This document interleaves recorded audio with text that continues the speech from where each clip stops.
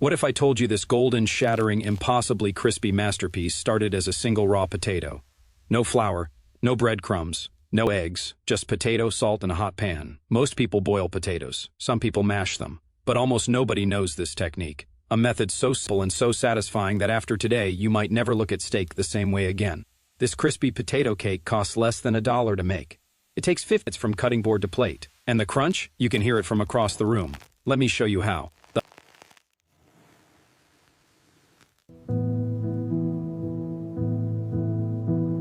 The humble potato has fed more people than any other vegetable in human history. Originally from Peru, it traveled across oceans and saved entire nations from famine. In Switzerland, farmers discovered something remarkable. When you shred a potato and fry it slowly in butter, magic happens. Starches release and bind together without any flour or egg. The exterior turns impossibly golden and crispy. The interior stays creamy soft. They called it rosti, and it became the national dish. Today, I will show you the authentic technique that transforms the cheapest ingredient in your kitchen into something extraordinary. What is your favorite way to cook potatoes? Let me know in the comments. I rate every single one. Let's talk about what you need. 1 large russet potato, maybe 50 cents, a pinch of salt, essentially free, 2 tablespoons of butter, perhaps 20 cents worth. That is it. That is the entire ingredient list. No fancy equipment, no special tools, just a knife, a grater, and a pan. Total cost for this entire recipe less than $1. Compare that to a ribeye steak at $30 per pound. Compare that to fancy appetizers at $15 a plate. This crispy potato cake delivers the same satisfaction, maybe more, for a fraction of the price. The secret is not in expensive ingredients. The secret is in technique.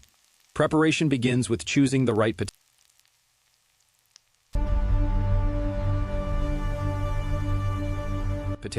Russet potatoes work best because they contain more starch and less moisture. Waxy potatoes like red or Yukon will not achieve the same texture. Peel the potato completely, removing all skin and any green spots. Now comes the most important step, the shredding. Use the large hole of a box grater. The strands should be long and consistent, like little matchsticks. Some recipes tell you to squeeze out the moisture. Do not do this. That starchy liquid is pure gold. It acts as natural glue, binding the strands together without any egg or flour. This is the Swiss secret that most recipes get wrong. Keep all that starchy water mixed with your shredded potato. Season the shredded potato immediately with salt.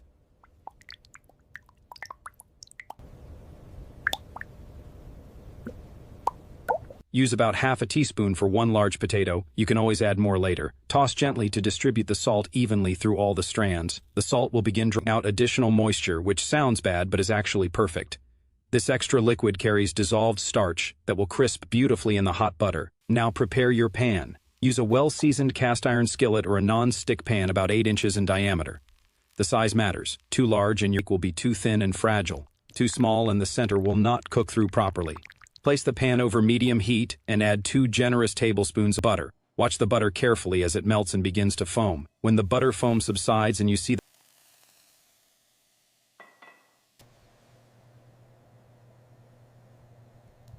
the first hint of browning, it is time. Add all the shredded potato to the pan at once. Use a spatula to press it down firmly into an even layer about ½ an inch thick. Press the edges especially well. They tend to cook faster and can burn if too thin. Now here is where patience becomes essential. Turn the heat to medium-low, place a lid on the pan, and wait. Do not touch it, do not peek, do not press it again. For the next 8 to 10 minutes, the bottom is slowly transferred. The starches are caramelizing. The butter is working its way through the strands. A golden crust is forming that will shatter when you bite into it. How to know when it is ready to flip? Shake the pan gently. If the cake slides freely as one solid piece, the bottom is perfectly crusted. If it sticks, give it another minute or 2. The flip is the moment of truth.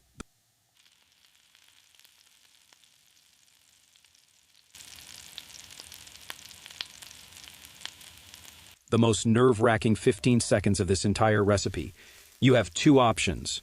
The brave method, flip it directly in the air like a pancake. The safe method, slide it onto a plate, place the pan upside down over the plate, then flip everything together. I recommend the plate method until you have made this at least 10 times. There is no shame in playing it safe when the reward is this delicious. Once flipped, add another tablespoon of butter to let it melt and sizzle around the edges of the potato cake. Press down gently one more time to ensure good contact with the pan. Cover again and cook for another 6 to 8 minutes. The second side needs slightly less time because the potato is already partially cooked through. What kitchen disaster have you had while flipping food? I once sent an entire frittata onto my ceiling. Share your stories below. Remove the lid for the final 2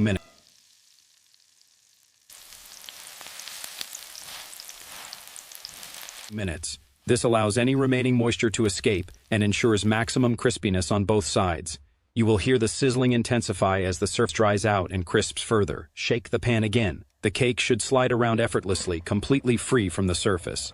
The color should be deep brown, almost amber in places. If you see any pale spots, that side needs more time. Slide the finished potato cake onto a cutting board. Let it rest for just 1 minute. This allows the interior to set slightly and makes cutting easier. The exterior should feel firm and almost hollow when you tip it. The aroma of butter and caramelized potato will fill your entire kitchen. Cut into wedges like a pizza or into squares.